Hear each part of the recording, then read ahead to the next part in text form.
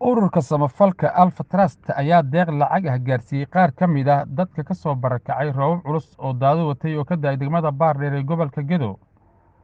Qaar ka mid ah dadkii la gaarsiiyay dhaqaalaha iyo mas'uuliyiinta maamulka degmada Baardheer ayaa u mahadceliyay ururka Alpha Trust waxaana hadalladooda ka mid ahaa: waxaan si gaar ah ugu mahadcelinayaa walaalahanaga Alpha Trust oo deeq lacag ah gaarsiiyay gobolka Gedo gaar ahaan degmada Baardheer oo uu soo gaarsiiyay dadka liitan oo maalin dhowta fatahaad ay ku dhacday khaasatan dumarka.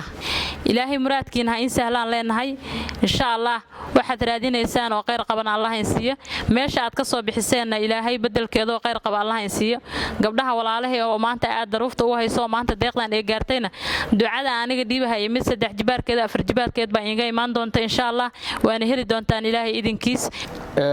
waad artaan maanta waxa sharaf noo ah in dadka qaba baahiyaha gaarka ah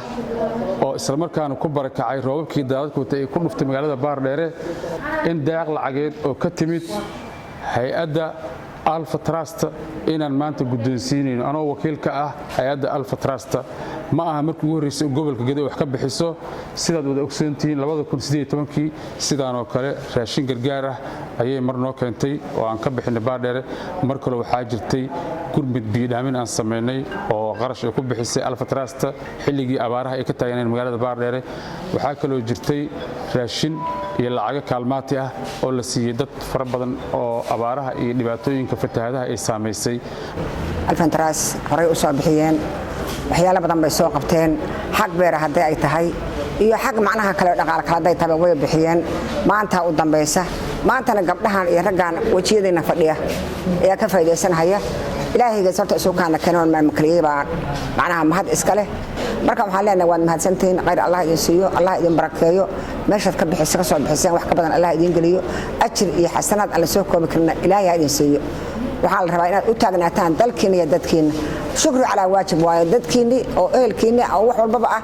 oo aad ka dhigdeen Soomaaliyeed waayo nooc kasta bahatay Soomaaliyeed oo aad ka dhigdeen waayo dadka meeshaan fadhiyo qabiil uma fadhiyaan waa ummad ilaahay Baardheerna waxaa degan ummad ilaahay oo dhan baa degan dadkaas ay saameysay dhibaatadu dadkaas ay saameysay fatahaada iyo masiibooyinka ilaahay nagu marido waxaan mahadda koobaad iskale Allah tabaaraka wa tacaala ثانيا waxaa mahadsan hay'adda Alpha Trust oo maanta deeq lacageed soo gaarsiisay dhibaynayaasha reer Baardheer oo maanta ay dadkii ay saameysay fatahaadii deeqdaas lacageed oo loo qaybiyay dad aad iyo aad u durufaysan oo dumar u badan isla markaana qaar agoonleeya qaar rajooyin hayo iyo dad naafa ah ay ku jiraan waxaan mahadda labaad u celinayaa walaalkay Axmed Cumar Saalixi oo wakiil u ahaa hay'adaas